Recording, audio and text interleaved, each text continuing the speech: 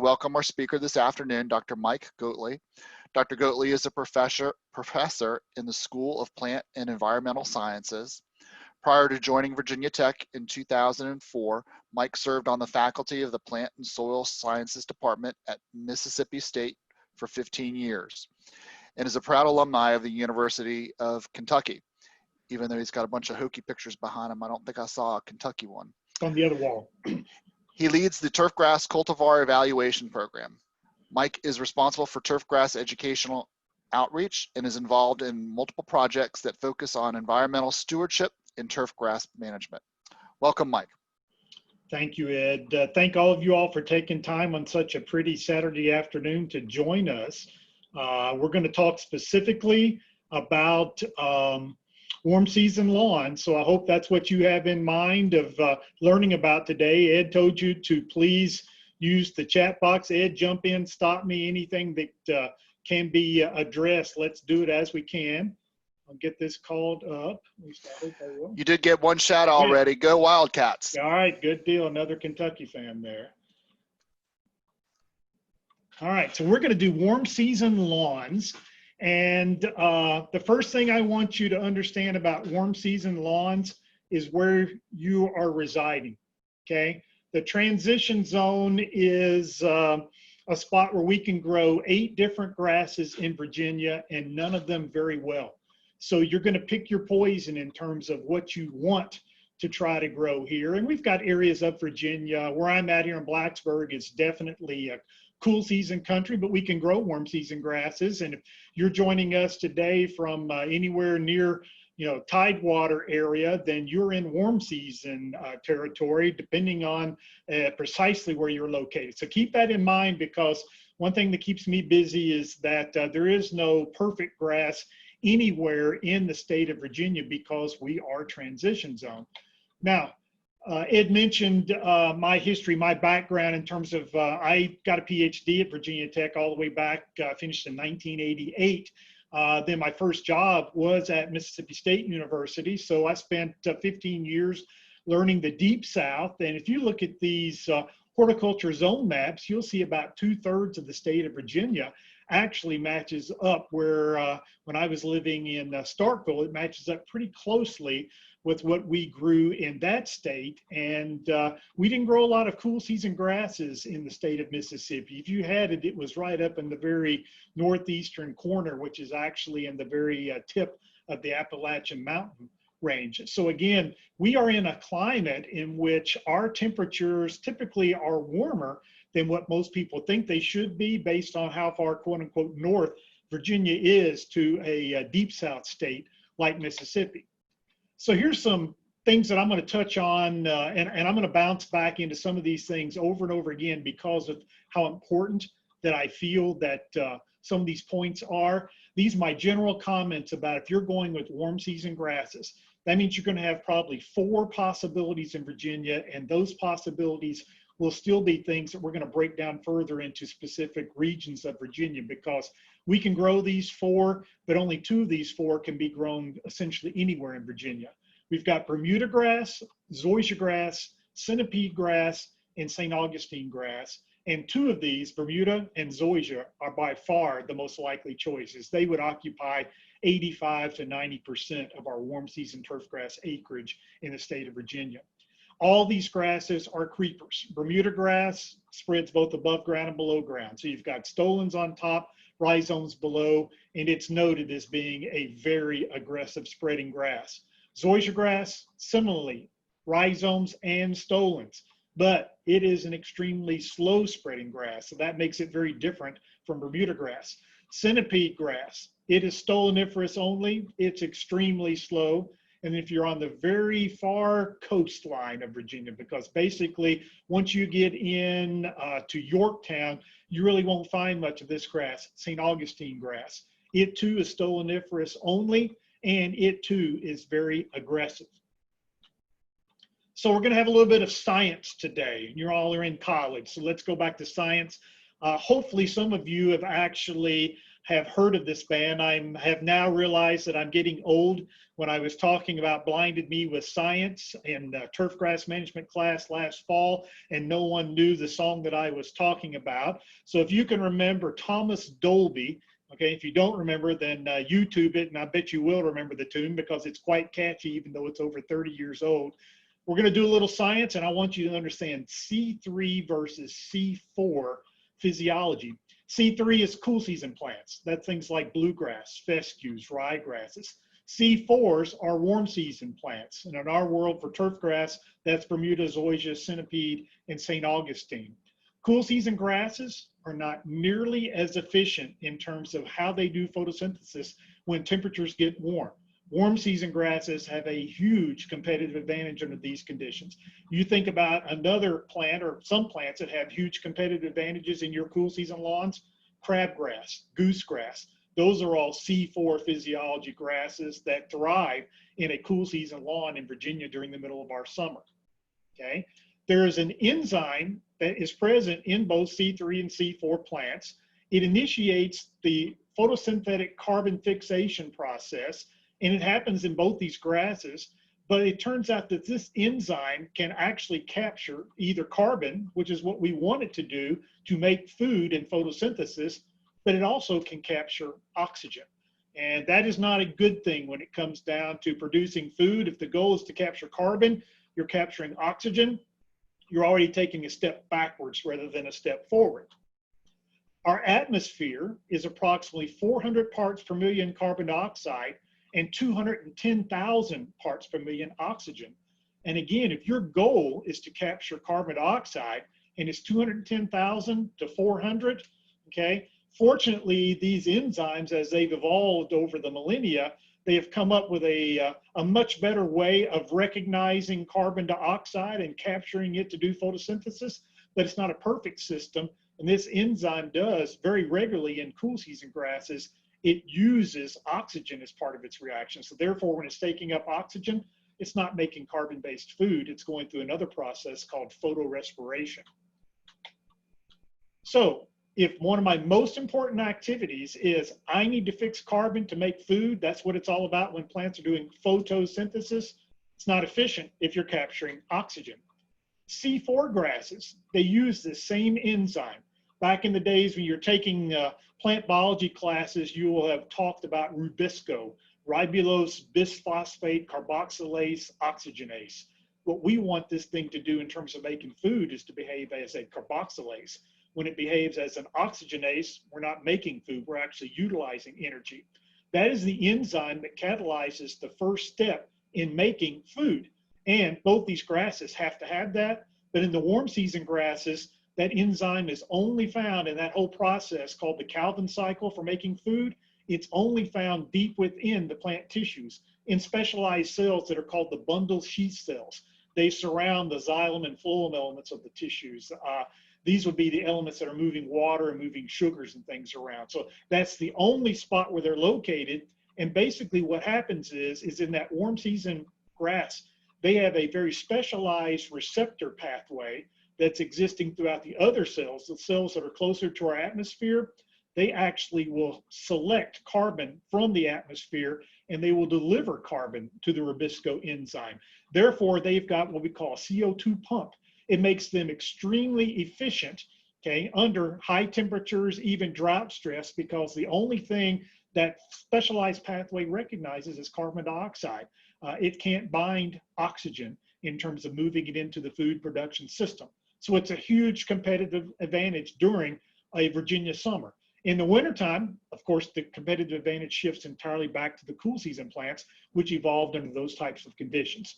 So that's our science for the day to understand why it is that C4s are immediately so much more competitive than C3s, warm seasons over cool seasons in a Virginia summer.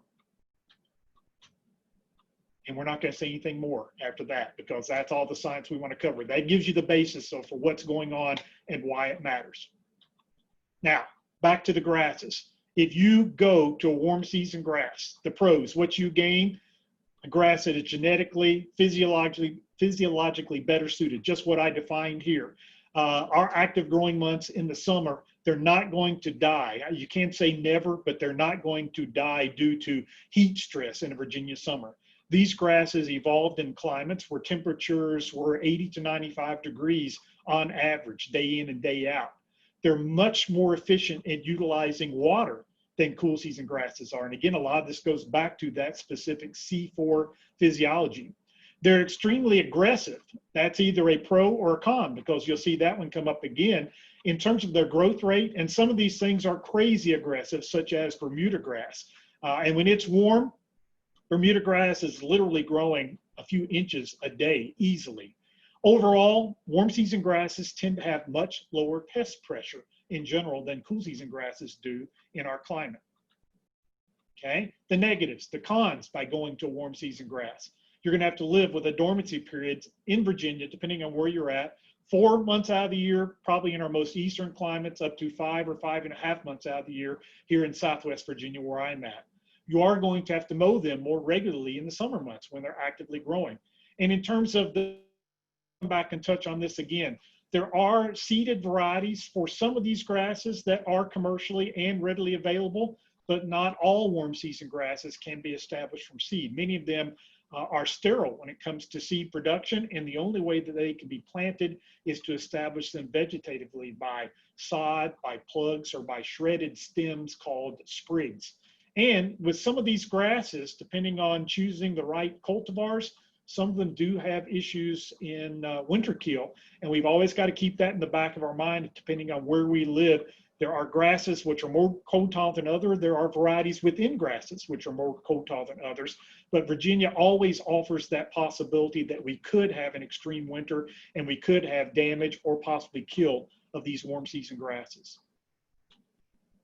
So what Virginia Tech does, this is a large part of my research program, is variety evaluation. Hopefully you're aware of this, but if not, please note that this is always available online in the Extension website.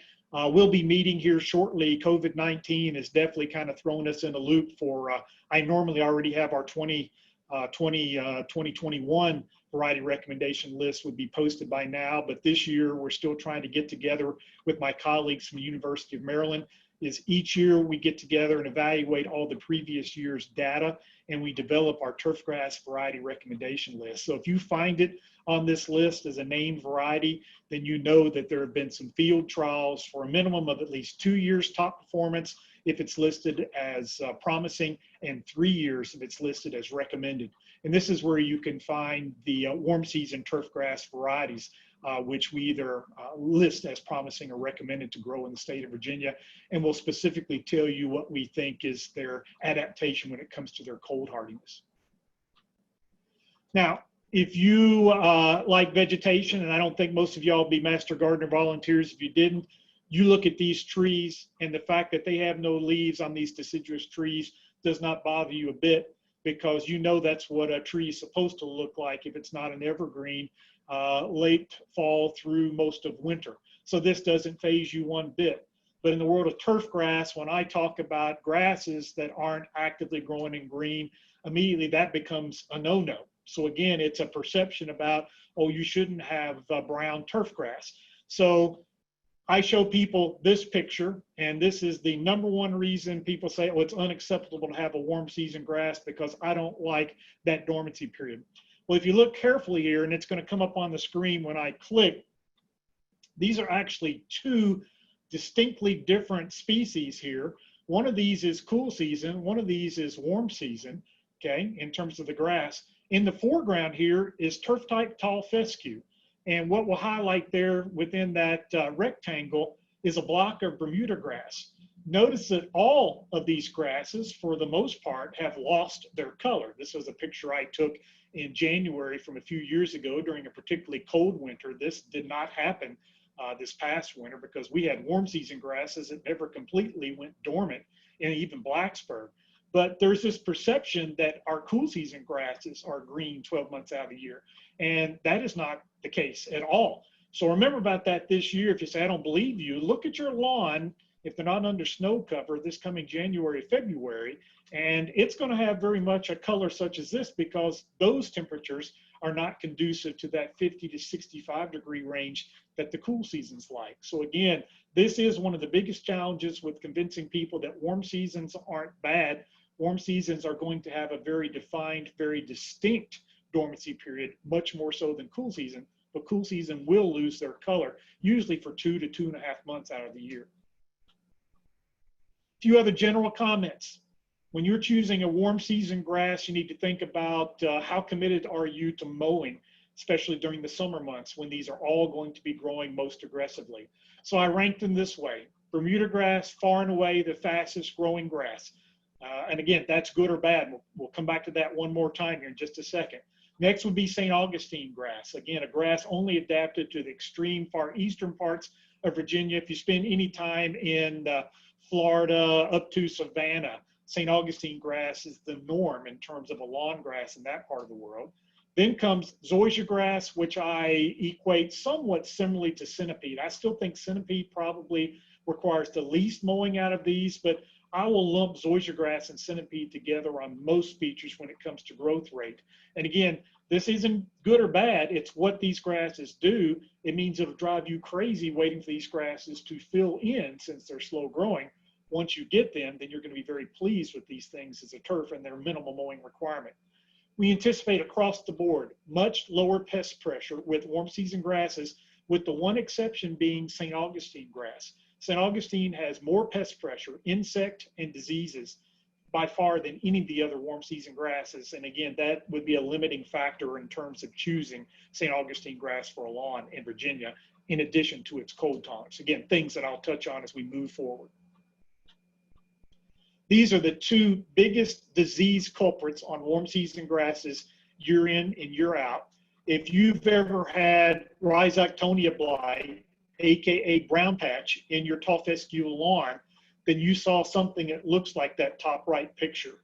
This is the same or very closely related fungus. It's Rhizoctonia solani, except here it's attacking Bermuda grass, and this disease is called large patch. And it attacks Bermuda grass during its slower growing period. So, and when we see brown patch on tall fescue, that's starting to flare up about now across most of Virginia. And that's because we're just now getting into stressful conditions for cool season grasses. Large patch on zoysia, Bermuda, centipede, St. Augustine, it shows up in the spring and in the fall at a time when those grasses are just getting going. And the big picture in the bottom left is the #1 disease of concern on Bermuda grass. That's called spring dead spot. The fungus attacks the root system in the soil in the fall. You have no idea it's going on until next spring. The fungus has killed the plant over the winter months, and then when it tries to reemerge the following spring, those stems are dead.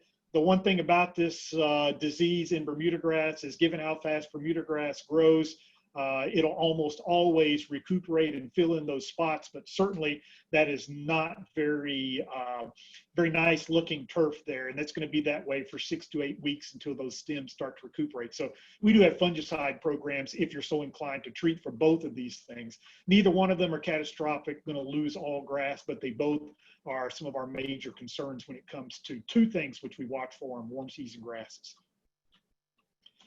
So if you've been to a Goatley presentation in the past, you've seen 2 slides. Today, we're just going to look at this one, but these are our seasonal growth pattern charts. And I'd remind people, if you understand the basics of what a plant is doing in terms of root development, shoot development, and stored food, which is marked here on this as CHO, carbohydrate, then you make smart decisions about what you should be doing in terms of managing them. We're now fully into early summer, so we've entered what I call the window of opportunity. Temperatures are very conducive now to warm season turfgrass growth and development. Warm season turfgrasses didn't know whether they were coming or going this year in Virginia.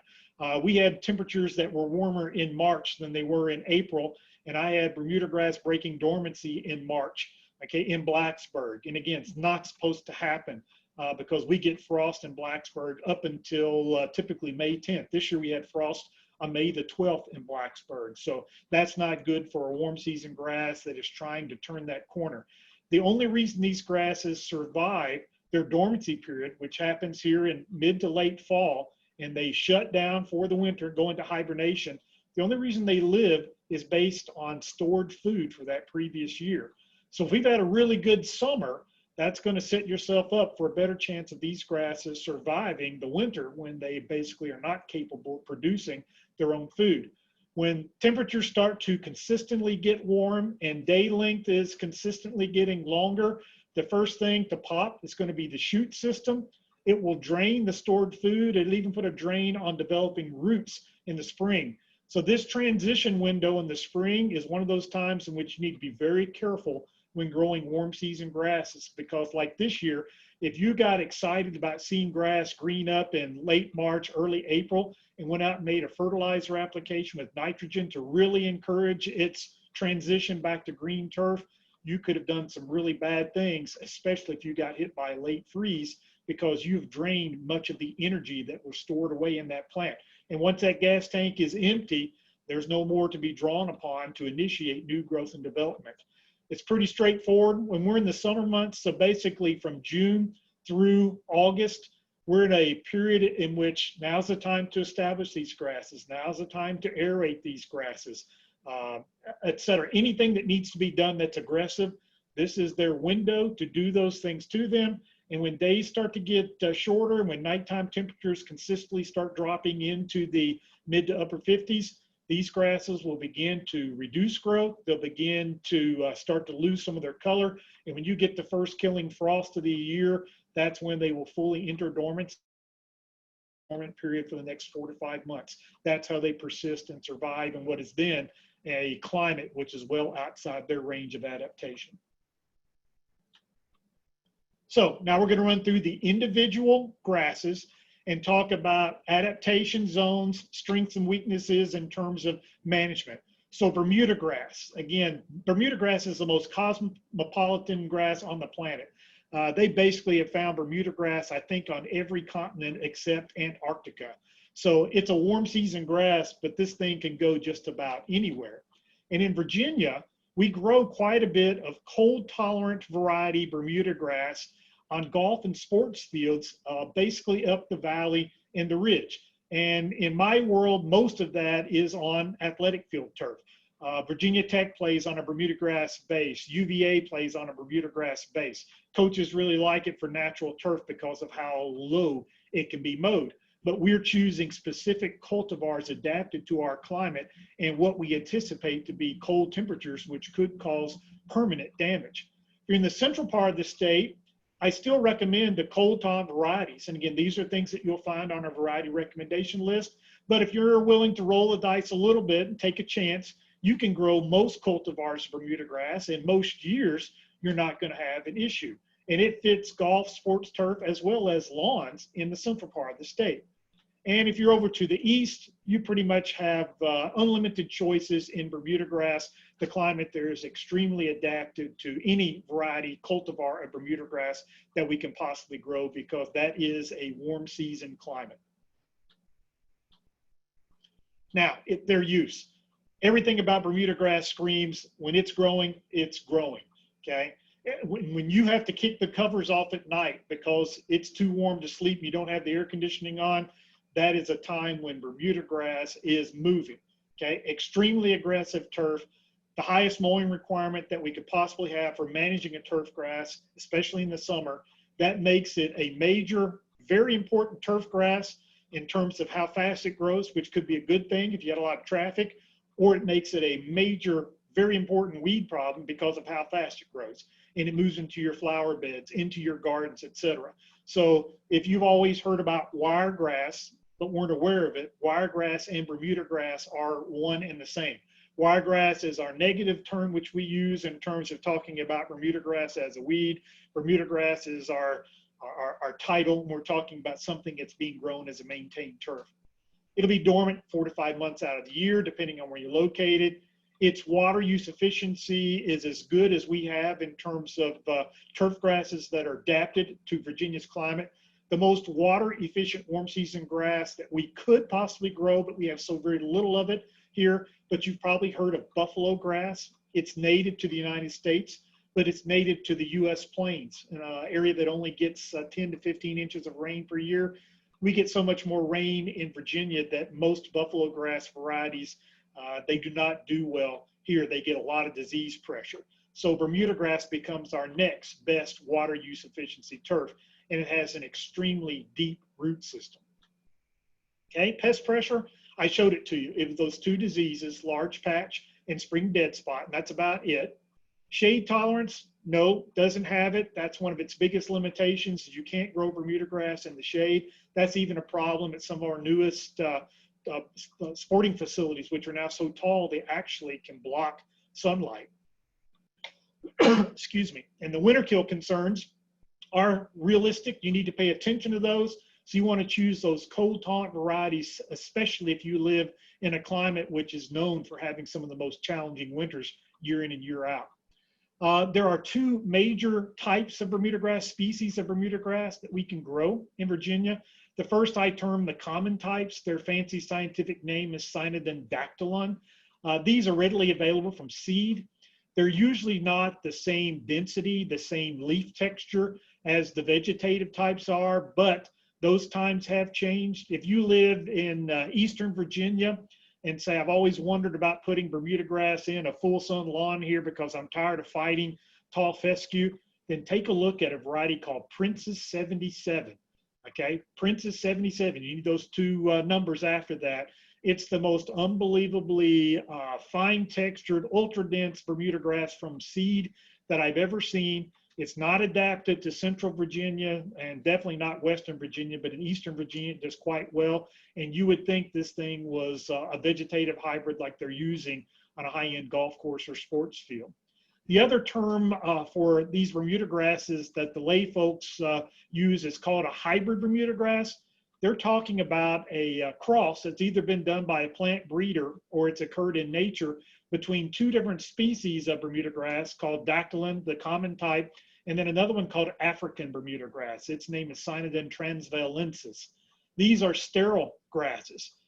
They came from a single seed, but they're no longer capable of producing a seed. They'll produce a seed head, everything that looks like seed. There's not a viable seed to be found on those seed heads. These grasses must be established vegetatively. They're noted for their extreme density, their very fast growth rate, and their very fine leaf texture. But these are the highest maintenance Bermuda grasses. These are typically ones that you will see used on high-end golf courses, high-end athletic fields where people are trying to cut a turf somewhere between 1/4 of an inch to 1/2 of an inch in mowing height. This little picture on the bottom right, those are both Bermuda grasses. We also now have Bermuda grass putting greens in Virginia, which are being maintained on a daily basis at 1/8 of an inch. That's that grass that's on your left. The one on the right is a common type of Bermuda grass, which can actually be grown and is grown quite frequently in southeastern Virginia as hay because it makes a tremendous forage grass during the summer months. So your basic management expectations, if you go with Bermuda grass, mowing, mowing, more mowing. So at least twice a week during the summer months in order to keep that 1/3 mowing rule in play, okay? This grass produces a lot of rhizomes and stolons, a lot of stem material, okay? When it produces so much material so fast, it produces this interlocking layer of these stems, which gives it great wear tolerance. But over time, that layer continues to accumulate. Those stems very much resist microbial decomposition. That is the primary component of thatch. And in the world of Bermuda grass, you're probably going to have to dethatch it, literally get in there and vertically mow those stems and remove that material, typically about once every 3 years, okay? Your fertility kind of depends on where you want to go with this grass, but it's a grass that will respond to nitrogen, but maybe you don't want too much response. So you can apply up to 9/10 of a pound of soluble nitrogen, readily available nitrogen, per 1,000 square feet per active growing month, okay? And typically in Virginia, our guidelines for seasonal fertility is somewhere between 3 to 4 pounds of nitrogen per 1,000 square feet for the entire year, okay? But that doesn't mean you have to do that much. If you've got a decent quality lawn, a nice density that is not eroding soil, and you don't want to put additional fertilizer out because you're like, I don't want to mow grass that much, then don't put more fertilizer out on top of that, okay? Its cutting heights, it very much varies with the cultivar, but this is generally, if it's going to be in a lawn, this is a 1 inch to 2.5 inch turf to be cut. My brother lives in central Kentucky, about 5 miles from my boyhood home where I grew up. He's still in a little town called Springfield. I had him put in a Bermuda grass lawn from seed 12 years ago now. He loves it. The neighbors hate it because his lawn has become the neighbor's lawn. He has himself a $200 push mower that he got, and I think he got this one actually from Lowe's or Home Depot. And he keeps it well adjusted, and he cuts his lawn at 3/4 of an inch, and he literally has a golf course fairway. But I went home to visit the folks here last weekend and said, Glenn, my brother, how are you mowing that 3 days a week? And he likes to do that. That's exercise. If you don't want that kind of exercise, I would not recommend growing Bermuda grass at 3/4 of an inch. He also only has about 2,500 square feet of lawn. So again, pick your battles wisely. And if you don't want to go mow with a lot of grass, you don't want to go with an aggressive Bermuda grass cultivar. Okay. And I told you this already, but you've seen this before, and you probably have fought this grass in your beds. This is just a shot here on campus. We have Bermuda grass as a weed contaminant all across campus, and there's a lot of Bermuda grass here that people don't even realize, and they don't know it's around until it goes dormant in the winter or it takes over the beds in the summer. Remember that this grass can be treated specifically with a graminicide. This is just one example. There are several out there. In terms of that bed, you wouldn't use this chemical straight over the top, okay, of the ornamental. But what you do is take this, and if some of it gets on the ornamental, it's not going to cause a problem. But this is a graminicide, a grass pesticide. This particular one is active ingredient is fluazepam. It will control that very selectively in that bed. And I use this a lot out the turf center to keep Bermuda grass from encroaching in some of our flower beds that we have around the Turf Grass Research Center building. All right, so Ed, I'm gonna pause a second. If any of this group has a question about Bermuda grass, I'll take it now. We'll also take them at the end, but I want to see if anyone's got anything specifically they'd like to ask, good or bad, to talk about Bermuda. I'm not sure if this is specific for Bermuda grass, but Elena typed in earlier, we've had some damage from some heavy equipment in our yard. Can I reseed in the summer or should I wait till the fall? So I'm not sure if that was specifically about Bermuda or not. Well, if it's a warm season grass, the answer is yes. Now, if it's cool season, ideally you would wait until fall. But if it's been warm season grass, you could seed if there's seed available that would match your existing lawn cultivar, if you happen to know what that is. But remember, if it is warm season and you say, well, how would you know it's going to have a lot of stem material? You could go out and take a shovel and you could make your own plugs of whatever size you'd like them to be and do your spot renovations in those damaged areas and start fertilizing, put a little water on that and grow that grass back in. The next question just came in, was the previous slide. Linda wants to know if you can spell the name of the herbicide that you use on Bermuda grass. And I think she's maybe more talking about, you mentioned a, more as a type rather than necessarily the name. Yes, this one is, the actual name of it is fluazepam, and it's F-L-U-A-Z-I-F-O-P, fluazepam. And it is specific. If you spray your lawn with this, you'll kill your lawn.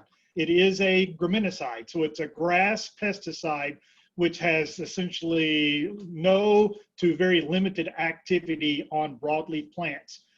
Dr. Jeff Durr has some nice extension publications which very specifically go into grass and sedge control in plant beds. But this is one that a lot of people aren't aware of, that this is available, and it's a huge benefit if you are fighting Bermuda grass in particular in ornamental beds. All right, that's all we've got. Oh, hold on a second.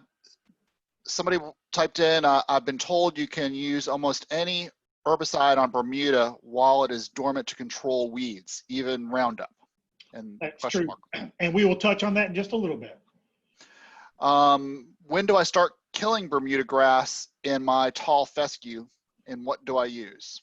In that case, you're going to be, don't try to do it now, later on this fall. And again, it'll be checking on the extension website, or you can send me an email, goatley@dt.edu, and I'll get you Dr. Askew, our turf weed specialist recipe. It's a two chemical approach. It is utilizing turf lawn ester and either tenacity or Pilex. And you basically back up roughly 45 days, 45 to 60 days from a killing frost time. So for most of us, that would put us into probably late August, maybe early September. And you would start treating on 21-day intervals there. So we've got a program. It's not absolute, but it would be the way to attack wiregrass and tall fescue. But really nothing you do about it now except live with it and plan on managing it later on when temperatures cool. And then last one that we'll take for this break before we, so we don't run out of time. John wants to know, can you eliminate Bermuda grass in a centipede lawn? You can, but it's beyond my ability to talk about it with this presentation. That's going to be a Dr. Askew question. And it comes down to varying sensitivities. And either Sean or Dr. Jeff Durr will be the experts there, because quite honestly, I haven't dealt with centipedes since I left, other than seeing it in Petersburg to the coast, and I'm not averse as to what we're using, but I know there are some different selectivity chemicals out there. So that's one that we can find out for you with the true experts on that. All right, let's go ahead and continue. Thanks for taking a break. This is a shot of zoysia grass. I think this is actually one of the prettiest grasses, even in this shape. To me, this is golden brown. It's a very different dormancy. It's not a tan color. It truly is more of a golden color. And this grass has such density that it basically controls most weeds on its own, and it's not nearly as aggressive as is Bermuda grass. So this one, in terms of adaptation, I'm going to list for you in a second. There are two cultivars or two species that we use, with multiple cultivars within those species. But in the valley and ridge, we use Zoysia japonica. That's the old type that a name you still see out there very widely available is a cultivar called Meyer. It's been around over 60, 65 years. To this day, it's one of the major zoysia grasses that is marketed. And it's very well adapted. You can grow zoysia grass all the way up into Canada. It's probably only green up there 3 or 4 months out of the year, though, but it's exceptionally cold hardy.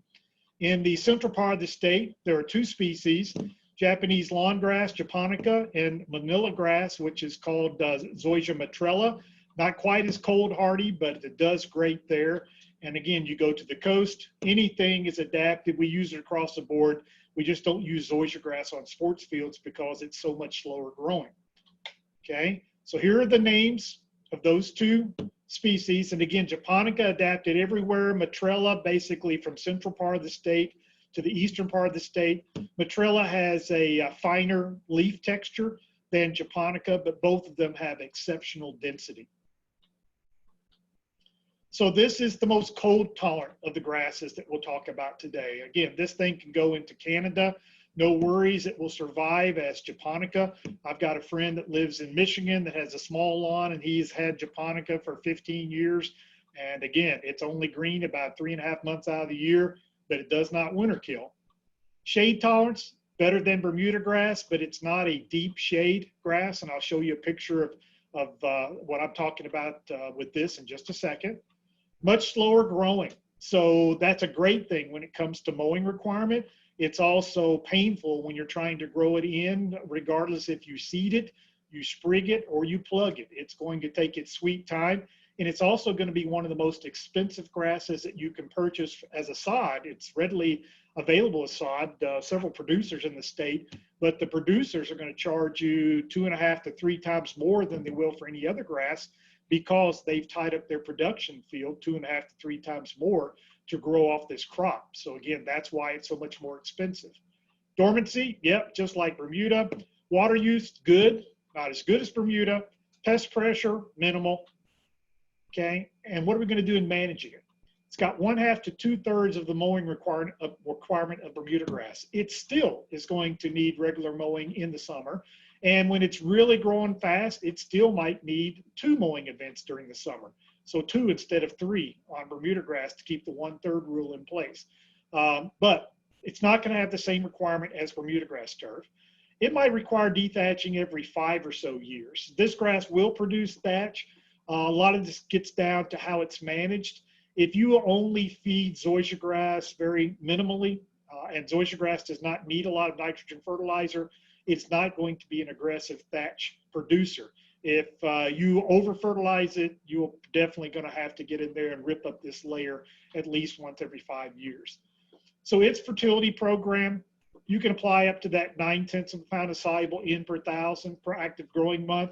But again, in a season, 1 to 2 pounds, maybe. I tell people as a rule of thumb, 1 pound of nitrogen per 1,000 square feet per year will meet the needs of almost any zoysia grass lawn that I can think of. The only ones to me that are exceptions would be ones in which you have kids or possibly pets that might be trafficking a lawn a little bit more. And its cutting heights, very comparable to Bermuda grass, 1 to 2.5 inches. Its appearance is always deemed to be better under these closer cutting heights than it would be, say, for tall fescue. So Master Gardener volunteer from James City County, Tom Rogers. This was Tom's yard. He was the first person to stick his neck out and put in a, at that time, experimental zoysia grass called Xeon, which is a Matrella type manila grass. The texture, I mean, that is truly a piece of carpet. It was sodded, and at 4 weeks, I mean, you want to take your shoes off and go walking through that turf because it's such a piece of carpet. Now, this is the middle of summer. Look at the tall fescue lawn. It's showing the stress that's there. I want you to come back and pay attention to this picture right here. Again, 4 weeks after establishment, piece of carpet. Note where that heating and cooling unit is. Also note how much shade. This is a spot that's very poorly drained. Okay, I want you to be aware that zoysia grass is not a silver bullet, but it's got a lot of advantages. Okay, there it is. Now, this was 2 to 3 years later, and it basically had checked out. Okay, second season, early July, poor drains. Okay, lots and lots of shade. Again, not a miracle working grass. Okay, I don't think artificial turf do very well in this condition, but still out in this lawn, anywhere it's getting some light, even filtered light, it's still doing phenomenally well. So overall, I think Tom has been very pleased with this lawn in terms of how it functioned.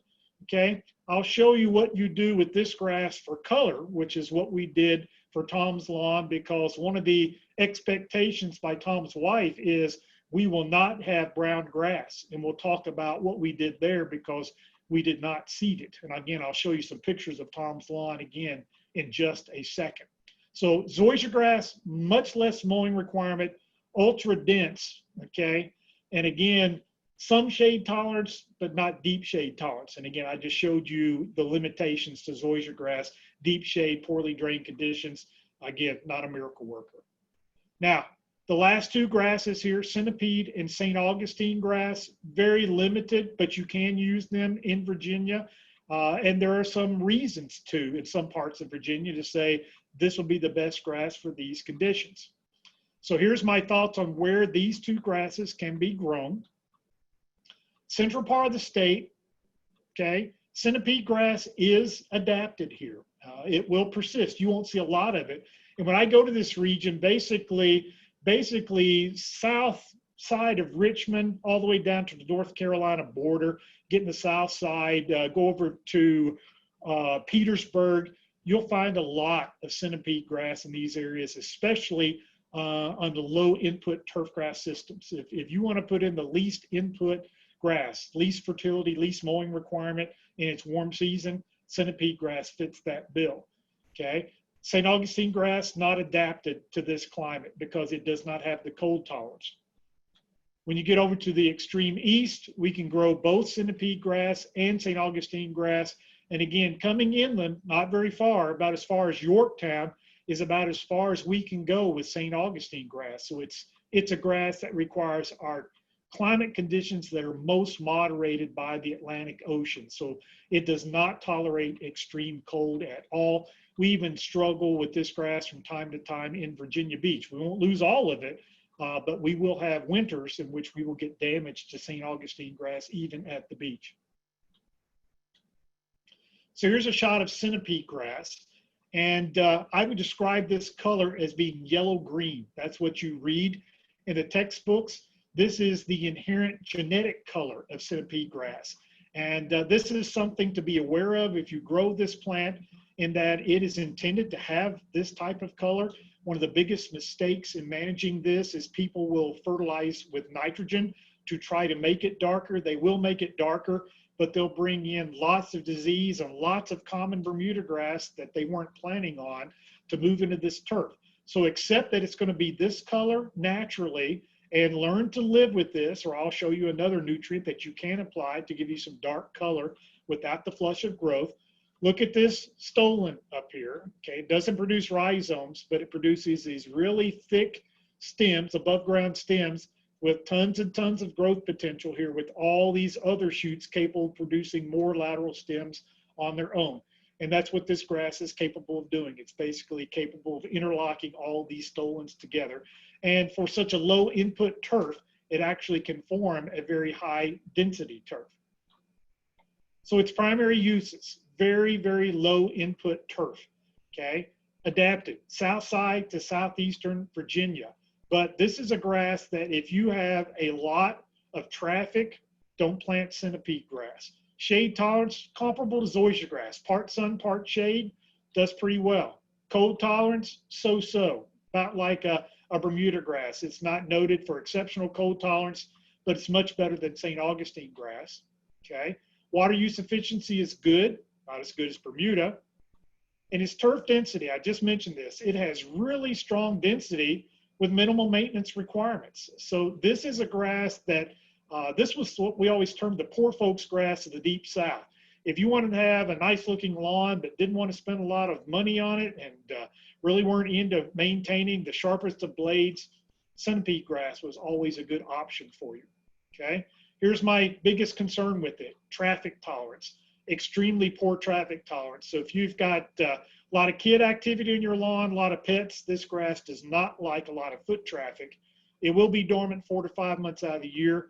I don't recommend that you overseed it with ryegrass for winter color because it simply is not that competitive, okay? And here's a grass that says, I prefer acidic soils. So centipede grass is ideal under soil pHs of 5.5 to 6.5. And quite often the best centipede grass I see is actually in that upper 5 range, slightly less than 6. So normally for turf grasses, we're telling everybody keep them 6.3 to 6.7. Mother Nature's never absolute. Here's one of the plants that says, yeah, I do a little bit better outside of that range. So your basic management expectations, that 9 cents a pound of N per thousand per active growing month will still apply. That's our rule for all warm season grasses. But again, only 1 to 2 pounds of N per thousand. And like I said, with zoysia grass, most centipede grasses would only be fertilized at probably 1 pound of N per 1,000 square feet annually. Okay. Seed is readily available. It will be expensive. A little bit goes a long way with centipede grass. It's typically 3 to 4 ounces of seed per 1,000 square feet. So, you know, maybe only up to 1/4 pound per 1,000 square feet.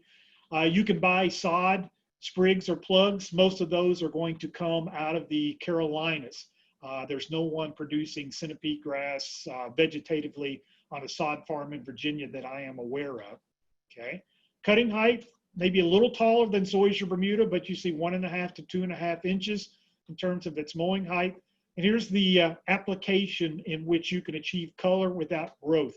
And this works for all grasses, cool season or warm season, but these grasses will respond, especially centipede grass, to foliar applications of iron. Iron benefits a dark green color response without a flush of growth. It won't be long lasting. You'll get a few weeks out of it, and then you basically will remove that response by mowing. But here's the safest way to achieve a darkening effect with centipede grass. Note my emphasis word here, foliar. Nothing wrong with putting granular iron on centipede grass, but you simply will not get that type of response as you will get with the foliar application, because we get so much more iron either on or inside the plant from the foliar application. So where do we see this grass? Extremely low trafficked areas, very well drained areas. And when you go to some of the larger cemeteries in the Petersburg area, this grass is basically wall to wall. And it's a perfect selection for a very low input turf, such as you say might be ideal for a cemetery. And the last of the major warm season grasses is St. Augustine grass. And look at the size of this stem. If you come from Florida, South Georgia, and you grew up with this, you probably think this is a pretty turf because that's what you're used to, that's what you expect. But there's no other grass that we grow as a turf that has something that looks like a piece of rope. This is a very aggressive turf grass, warm season wise. Growth rate is not as fast as Bermuda grass, but still this is one that will move, good or bad. And note in this picture on the left, the reason this grass is selected, and really the only significant reason why you want to grow this grass in far eastern Virginia, is because this is our most shade tolerant warm season grass. And that was the reason this grass was used in this particular lawn here. This is a shot that comes from a piece of property just a few 100 feet off the ocean over in Virginia Beach. And it's a beautiful lawn, well adapted there, but the reason they put it's because they've got a pretty heavy shade component in this part of their property. So this is St. Augustine grass, one of the primary grasses of the deep south, and in Virginia, just a little bit of it on the far eastern shore. So here's what it looks like. Look at the size of these stems.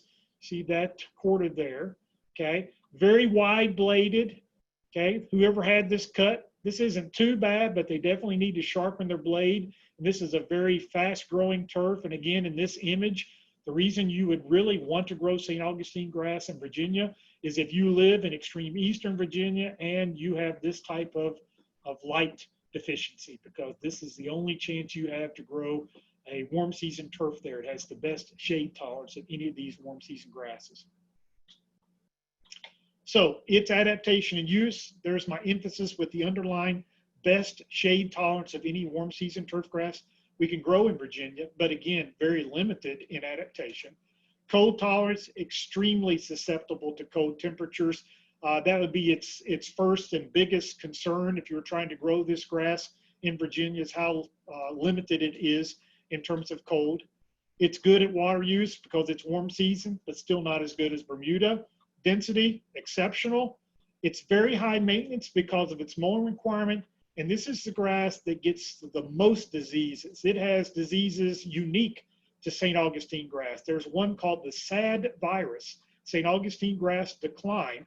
It's the only viral disease of importance in warm season grasses. There is no cure for it. It's a very slow death of the plant. Usually the winter will take it out, but it's been infected by a viral disease, and it slowly but surely removes the plant over time. It gets chinch bugs unlike any other grass. So again, a niche grass that does have adaptation in Virginia, but you need to pick and choose this specifically for coastal situation, lawn with a lot of shade. Okay, dormancy, yep.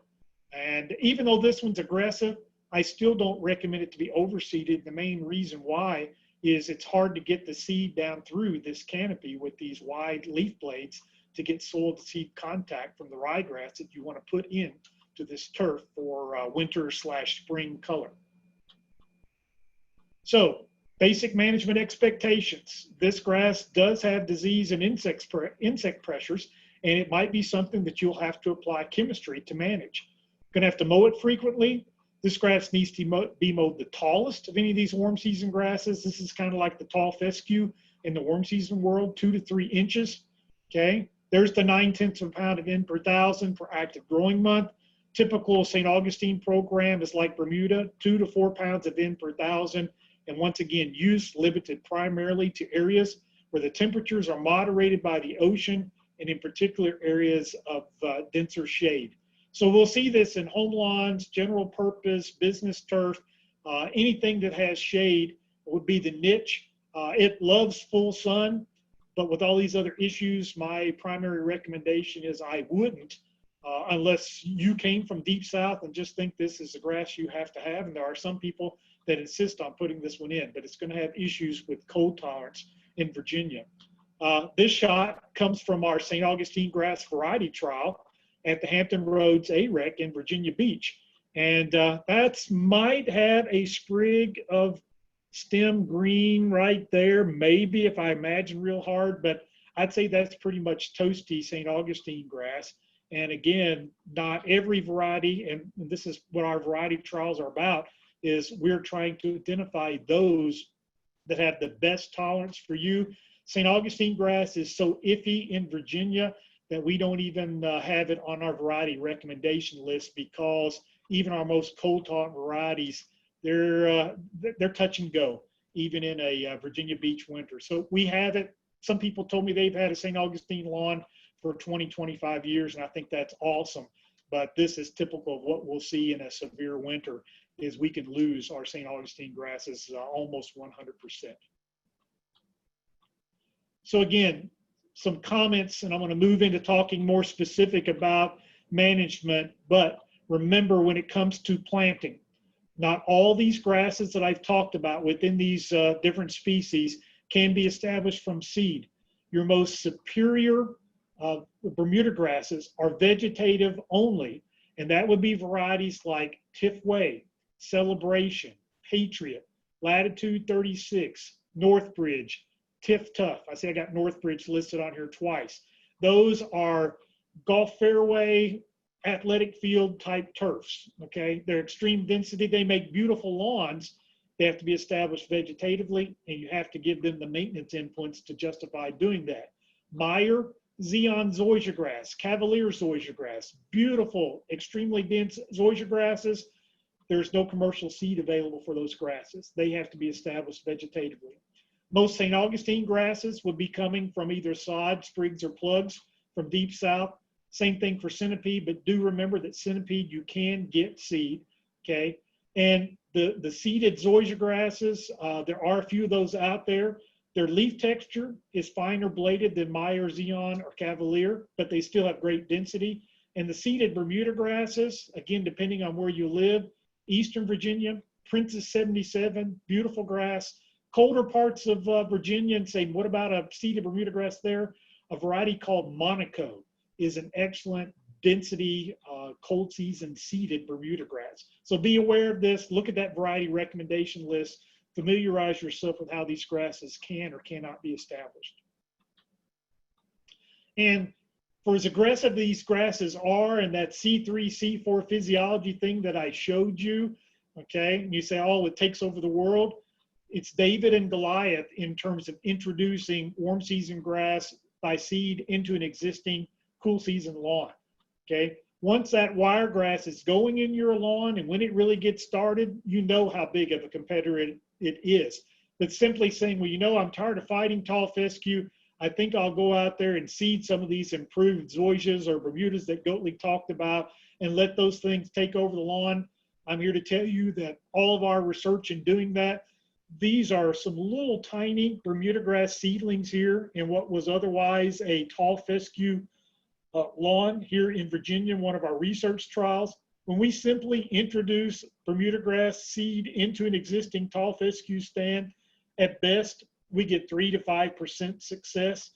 This strip where you see this now germinating, and it will compete and eventually outcompete the cool season grass, was where we took a sponge with Roundup on it and poked that area to eliminate the competition.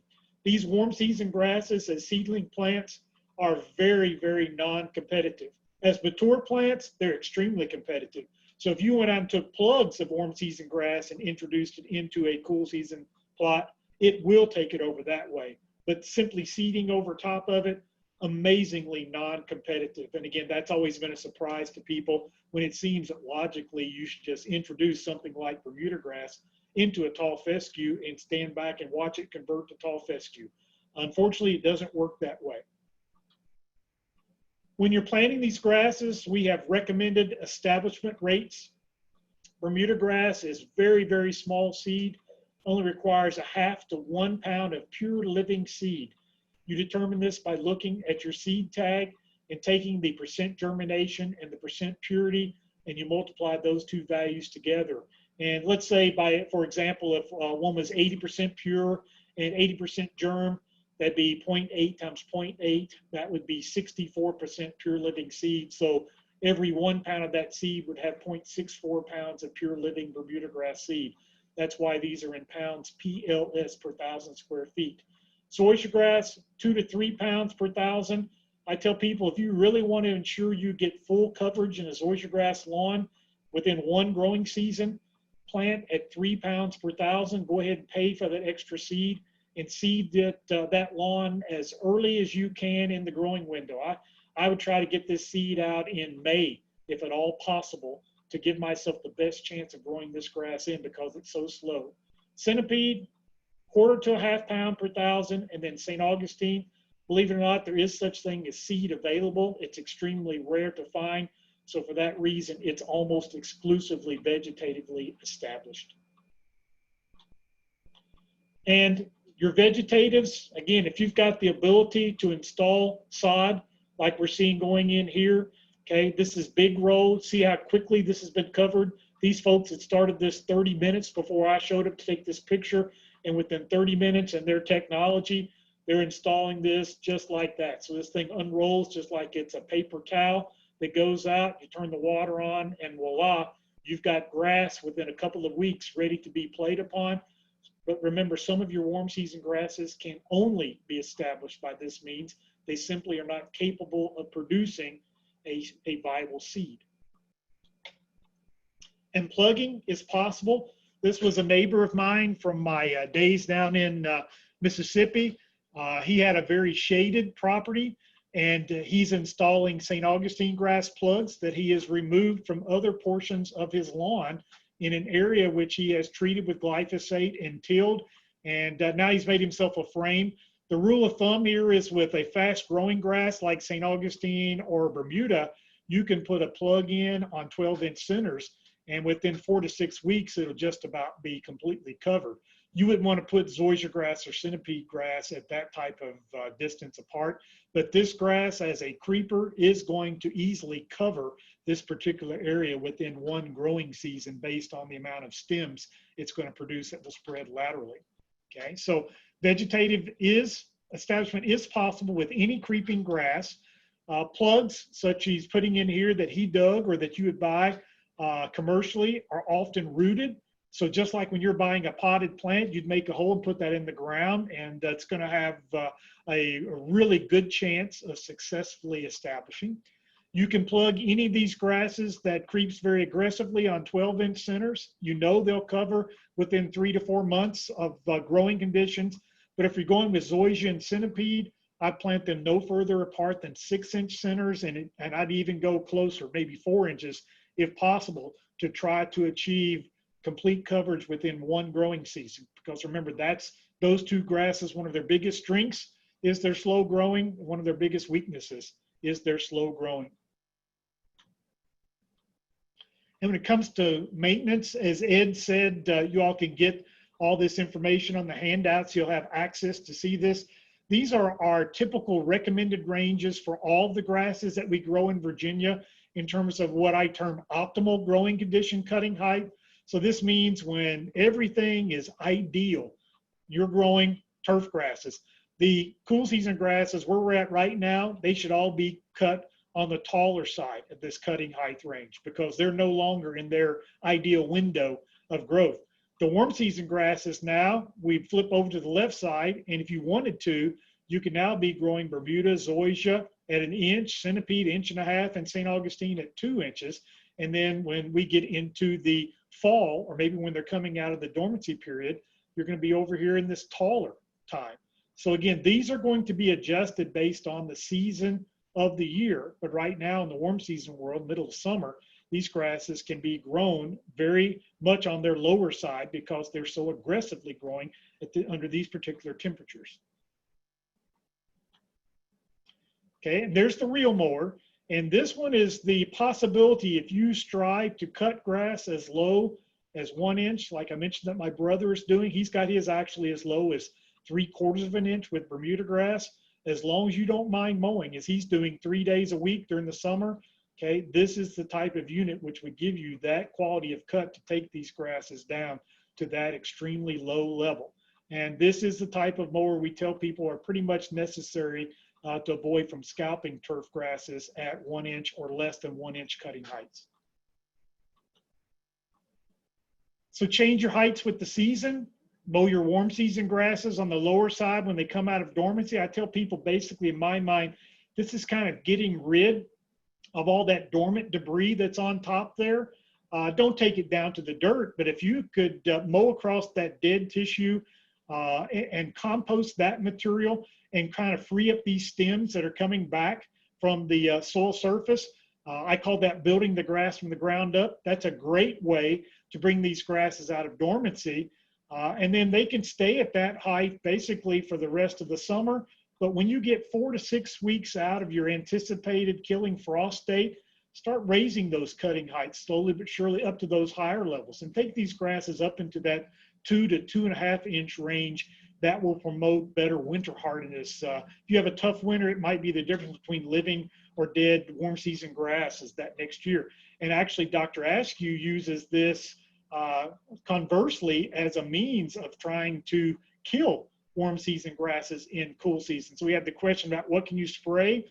This is not absolute, but Dr. Askew's got some really good statistically significant data that the more you beat up a warm season grass as fall is approaching, the more sensitive to winter kill is. Unfortunately, it's not absolute, and so it almost always comes back, but it does put a pretty severe hurt on that warm season grass to be scalped prior to dormancy or to be vertical mowed prior to dormancy. And this is how much thatch material can be produced if it gets away from you. Again, this would be very atypical in a lawn, but this was an athletic field that I visited while I was at Mississippi State. This is a Bermuda grass that had never been dethatched, 15 years old, and it's got 3.5, almost 4 inches of sponge on top of that. I couldn't believe they had grass growing up there because just like a potted plant, all the roots were concentrated right here. There were no deep roots in this, and you couldn't walk on it without it footprinting. So this is, it's gotten away from them. You'd want to dethatch Bermuda grass basically once every 3rd year, and St. Augustine grass maybe once every 3rd year. Zoysia grass probably once every 5 years. But when you start seeing this sponge-like layer, about 1/2 inch, maybe up to 1 inch is actually desirable. Once it gets greater than 1 inch, it becomes a haven for fungi, a haven for insects. The roots start to congregate there. You want them to keep going down through that thatch layer into the soil. So when you get to 1 inch, it's going to take some work. Going to have to rent a special piece of equipment such as this. Okay, this is a vertical mower. You can see the blades are cutting into the turf, going down and bringing up all this material. Also remember that all this material, see all these stems? If you've got a bare spot that you want to repair, go out and till it, take these stems, go out there and take the end of a flathead shovel and poke them into the ground and put the water on it, and voila, you just made yourself instant sprigs as if you were commercially planting this material yourself. So again, pros and cons, strengths and weaknesses, depending on how you look at it. But this is a vertical mower. This is a type of unit which typically will have to be reserved from some type of a rental store. Okay. And in prepping these grasses for winter, so if you want to protect them, you're not trying to damage them, be sure to raise those mowing heights. Do that 4 to 6 weeks out from first killing frost date, the average killing frost date. 4 to 6 weeks out, don't put any additional nitrogen.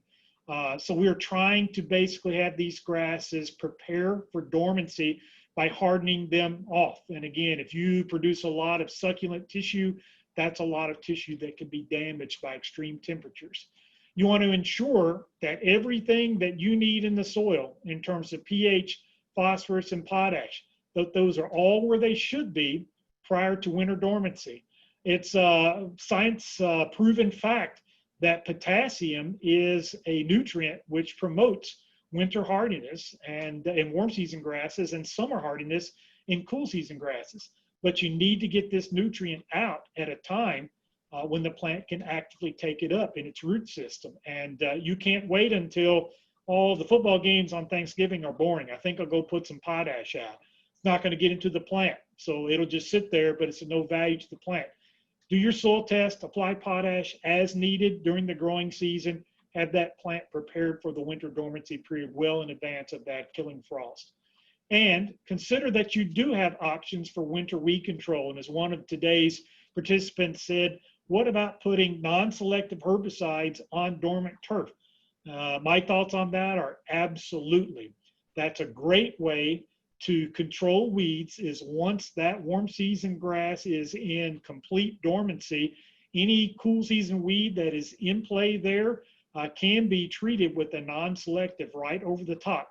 Your key is to go out there and rub your hands and look into that canopy and ensure that there are no green stems. This past year was a year in which we had a lot of surprising, to the people that did it, damage to their warm season lawns that were going out in February and March and what appeared to be a completely dormant turf. But when we were so warm in March, there was lots of transition of stems happening underneath that brown canopy. And if you get that glyphosate material on those green actively growing stems, to some degree, it probably won't kill it, but it's definitely going to delay that transition. Now, another thing that you can do with a warm season lawn, but the only grass that I recommend it being done is Bermuda grass, okay? This was one of our class projects from when I taught turf grass management at Mississippi State. And this gentleman was a golfing buddy of mine, and he had a common Bermuda lawn right next door to a neighbor that had zoysia grass. And you can see their dividing line. The neighbor, he did not overseed. He said, I don't care. I think dormant turf is pretty. I don't have to mow it. My buddy here, he thought overseeding grass is beautiful, and it is, especially when it's really lush and green like you see right here. So those of you that watch the Masters, see how beautiful Augusta National is in their fairways when it's typically played there in April. It's going to be interesting to see what it looks like now that it's going to be played here in the fall and how much overseeding they have. But the reason everything is so green is because it's Bermuda grass with just millions and millions of ryegrass seed that have been established on top of it. So if you go this route, you can have a beautiful turf. But what I want you to remember is this is nothing more than a weed to that underlying Bermuda grass base, and it's nothing more than an intense shade canopy, because you think about how much light is passing through this extremely dense cool season turf. It's not reaching, very little that is reaching that Bermuda grass. So we need a very aggressive grass to deal with all this weed competition that we have. But again, it's an option, it's a choice. And if you say, I love that, I must have that, I'm like, more power to you. Let's talk about how to do that, okay? You want winter overseeding for winter color, or in the world of golf or sports turf, winter playability. My recommendation is I would use a perennial ryegrass or an intermediate ryegrass. You might use an annual, but I wouldn't, again, unless you like to mow grass, because it is so fast growing. Our recommendation from Tech's Turf Program is do this on Bermuda grass exclusively. We strongly discourage it on zoysia, centipede, or even fast-growing St. Augustine grass, just because the cool season grass is so competitive. It is highly detrimental to any grass that you will overseed, but Bermuda grass typically does recover quite well.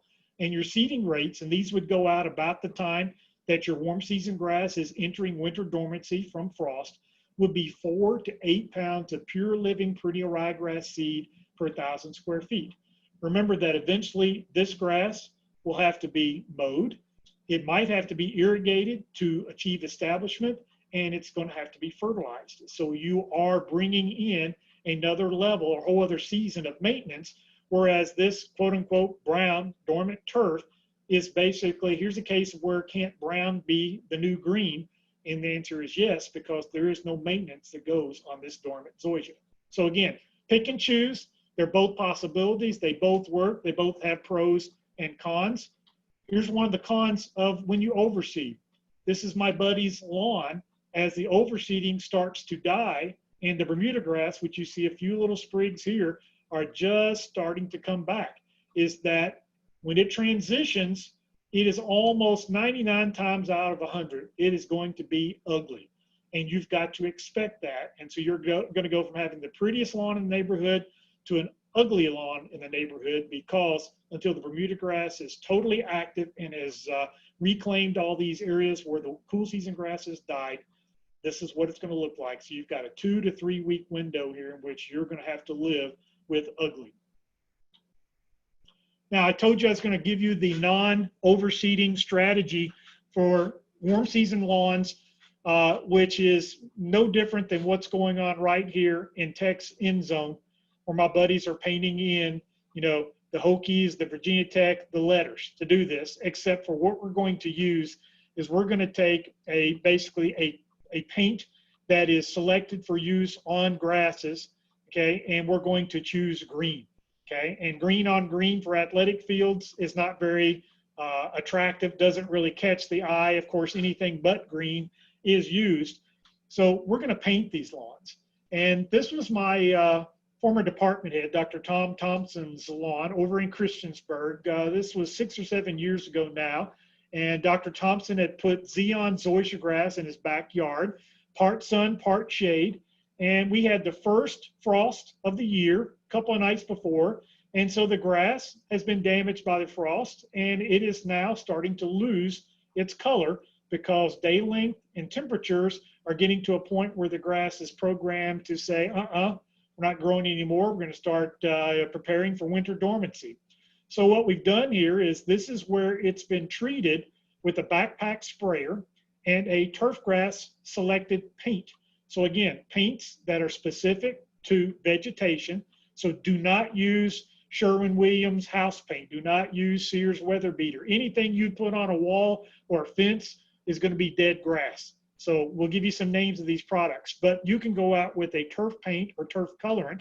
And again, there's not a lot of fancy equipment involved here. Here's Dr. Thompson painting his lawn. And the color here, to me, I don't think this is the best looking green that there is on the market.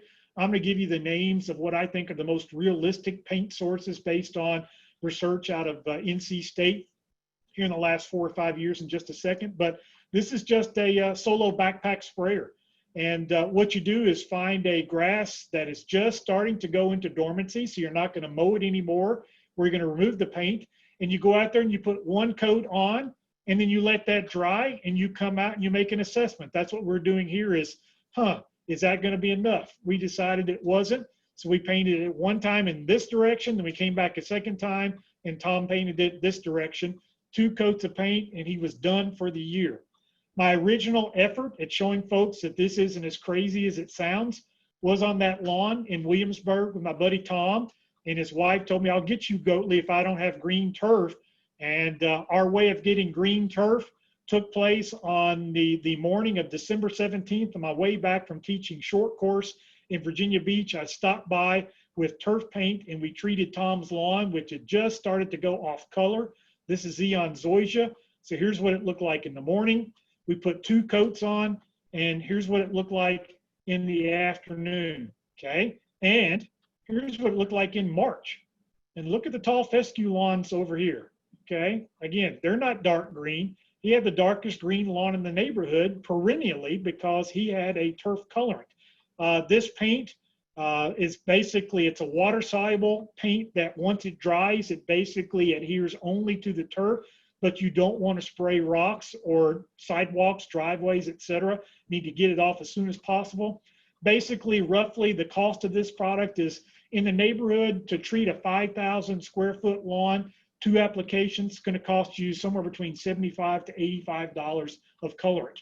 But again, no specialized equipment involved here. This is basically a solo backpack sprayer and walking back and forth.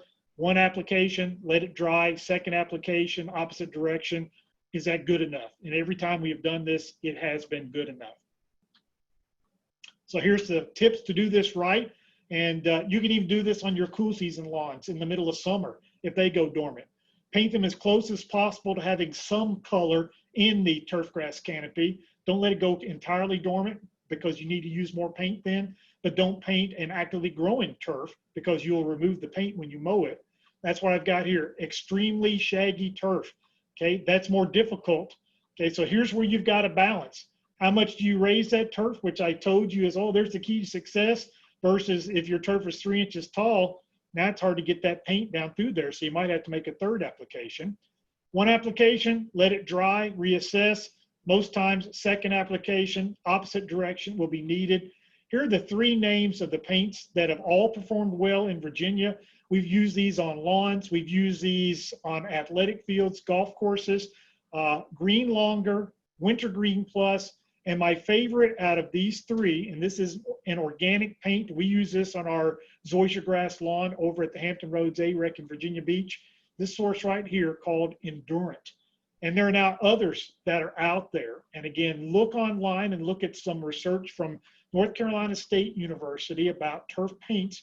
And they've got way more than you want to know about paints, but a fascinating way to achieve green color, not mow it, not fertilize it, not irrigate it, and have the greenest lawn in the neighborhood for 12 months out of the year. A little bit on weed control. And again, this is something I can't go into great detail because we got 4 different species. Not all chemistries that you use on cool season can be used on warm season, and vice versa.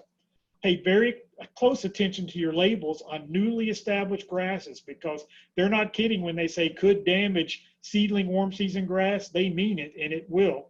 Remember the limitations that you have with putting any pre-emergent out, regardless if you're putting out anything warm season or cool season from seed, because pre-emergents will control any of these grasses, even though it might be Bermuda or zoysia grass, if they are seeded and the pre-emergent is in place. And then for your post-emergent herbicides, check the Virginia Tech pest management guides, because again, you really need to pay attention to these things regarding what is going to work on each of these grasses. Bermuda grass and zoysia grass have got pretty broad labels in terms of many products that we use on cool season and warm season. Centipede and St. Augustine grass, they don't. They've got very selective chemistries available for them. You can find sections for the lawn and sections for general turf specific to these types of grasses. And I just mentioned this last shot. I'm revisiting that zoysia grass picture I showed you earlier. When I stopped and took this picture and met the lady and gentleman of the house, the lady hated it. She thought it was ugly. The husband thought this is the most beautiful turf ever, and I thought it was too. I said, weed control, what do you do? This is a lawn in which he spot treats with glyphosate during the dormancy period, and it is virtually weed free. And he says the rest of the year, the zoysia grass density itself serves as the weed control. So again, you can use these non-selective chemicals on that completely dormant turf and achieve a great deal of weed control. So my final tips, wrapping this up, and I'll take a few questions before we quit. Initiate nitrogen fertilization after spring greening whenever possible. Don't get too aggressive too early. Make sure these plants are past their last possible frost date. Reduce your nitrogen fertilization and raise your cutting height as much as you can for your situation prior to the onset of dormancy. Use the different nitrogen rates specific to the species. Those are all listed on this handout in some of our extension publications. Bermuda grass says, feed me. Zoysia grass, centipede grass say, I can only do so much. Mow them frequently to keep the 1/3 rule in place during the summer, and manage thatch as thatch becomes a problem. So Ed, that brings me to the last one. I'll take as many questions as people want to ask, but we've officially, I know, got 5 minutes left to go here. So anything that you have that I can now tackle or make notes to get back with the group, I'll be happy to do so. All right. Cheryl asked very early in the presentation, and so I think you might have already covered it, but what are the best ways to remove weeds from zoysia grass? And again, you have to check the pest management guide to be specific to the chemistry. And so we've got to be careful about grasses versus broadleafs in terms of what you do. There's quite a bit of overlap in chemistry by standard products like we use in cool season grasses like Drive, Quinclorac do have pretty forgiving labels on zoysia grass. Standard broadleaf herbicides like the 2- and 3-way combos, which you use for dandelion and clover, likewise, pretty forgiving on zoysia grass. But here's a case where be very careful to make sure that it does mention zoysia grass on that label. Unfortunately, that would be one of these situations where we need another hour and a half to go fully into detail because that is its own world. So if you got questions about that, Cheryl, send me an email and we'll get you in touch specifically with Dr. Askew and Dr. Durr. Kathleen asks, will fungicides applied to turf grass also kill soil mycorrhiza fungi? You could never say never, but for the concentrations that are going out on these grasses, be very, very limited. But that'd be another reason why don't treat unless you have to. Remember that one of the advantages specific to today's topic with warm season grasses is most of these grasses, it'd be very unusual that for a homeowner that they would ever apply a fungicide. So we will never say never. We'd always respect them, but soil microfauna, microflora tend to bounce back quite quickly even after these applications. Carol comments and says, we lost a lot of our zoysia and we have been putting in plugs, but the growth is slow. Should we have the lawn aerated to promote growth? Yes and no. Probably the best way to do that would be to continue to install as many more small plugs in those areas as you can. More so, the aeration won't hurt, but more so what happens or what you can do when the grass starts to creep is to get they call it a slicer. I don't want to vertical mow it, but a slicer has a blade which comes across, and it'd be like taking a pair of scissors. Instead of cutting, you'd press it across the stem and turn a solid stem into two pieces that now begins to creep. But realistically, the best way to get the most coverage would be to make your own plugs with a spade or a small plugger that you can buy and just keep inserting those plugs in. And one thing about if you do aerate it would be to take advantage of those plugs that come up in the aeration event and go in and fill in any of the holes that you created where you ran the plugger over top of that. All right, I'm not sure if he goes by William or Bill, but he asks, do you find that you do not have to mow as often as cool season grasses? On an annual basis, for Bermuda grass, it's probably the same. And it's because you have so much more aggressive mowing in the summer. So they end up being about the same. For the other warm season grasses, zoysia, centipede, and we grow so little St. Augustine grass, it really is not a player. Those definitely get mowed much less than cool season lawns do. And that's kind of throughout the transition zone in terms of what you see is that most of these warm season grasses, since we have such a significant dormancy period, that it ends up being a wash for Bermuda grass versus tall fescue or bluegrass, and the others would be significantly lower mowing frequencies. All right. Regina from Suffolk says that she inherited a St. Augustine front lawn when she bought her house 15 years ago. And that St. Augustine was identified by Adam from the AREC. Mm-hmm. She has no shade and she has a major winter/spring weed issues. And she's also noticing more clover flowers scattered around the lawn. She does go out and mows once a week with a push mower. And she says that her lawn is very dense, no diseases so far. But what would you suggest for weed control? You got to be very careful with St. Augustine grass. And there are specific formulations, and these will be ones that will take a little bit of extra looking on the shelves to find. You're going to find, like for clover and dandelion and other broadleaf weeds, they sell specific formulations that talk about broadleaf weed control for warm season grasses. And you want to make sure that St. Augustine grass is very specifically mentioned on those labels because St. Augustine is the most sensitive of the warm season grasses. So they're out there. You just got to pay very close attention.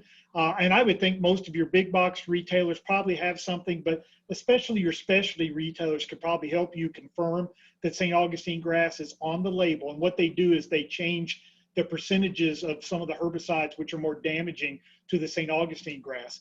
Also remember that you can treat for winter weeds with pre-emerges. And this is something that is very common to do. They do it a lot down south. We just don't think about it as much up here. We're more in tune with putting pre-emerges out in the spring.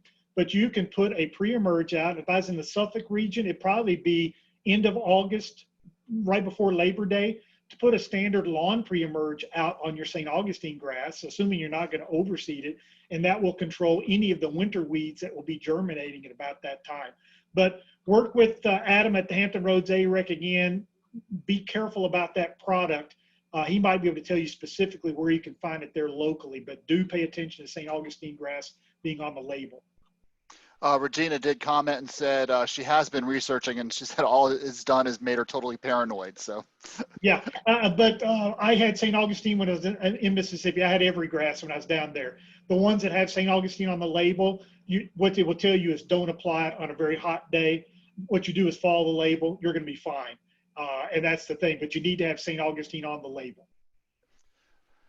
Another question is, what is an example of a non-selective herbicide, and do we need to double check for total dormancy, i.e. total brown? So I guess that was during that slide where you talked about people putting out herbicides this past spring and killing their lawns. Yeah, glyphosate is the standard in terms of the easiest to locate, and we've got the most experience with. And the other one is glufosinate. A common trade name is Finale. Not quite as translocated within the plant as the glyphosate is. And getting on your hands and knees and making an assessment that it truly is dormant. Most time, if you're in middle of January and you've had a few weeks of temperatures which are not getting above the 40-degree range, and night times are in the 20s, you'd be quite safe at applying. Really where you're paying attention to is if you all of a sudden say, oh boy, I wish I had treated, and you've been having some warm weather. You want to check and see how much green tissue is there. And still, if you go out there, and the thing about treating all these weeds that you see, and again, I'm going to describe it for you, and I'm going to show you with my hand. If you take your sprayer and go across the weed with that glyphosate solution, you have to trust that that's enough. And even for me, I'm like, no, it surely takes another squirt or two. That's where people end up killing their grass, is they sit there and they soak that. You basically hit a very quick pass over that weed, trust that it's got it, move along. Most people get into trouble because they stand there and they give that weed a thorough soaking, and they basically apply 5 to 10x of the herbicide on that spot. And that's where the damage comes from. All right, we're running just a couple minutes long. Are you okay, Dr. Goatley? I am. Okay. Tom says that you mentioned using glyphosate several times. Are we not to avoid that chemical?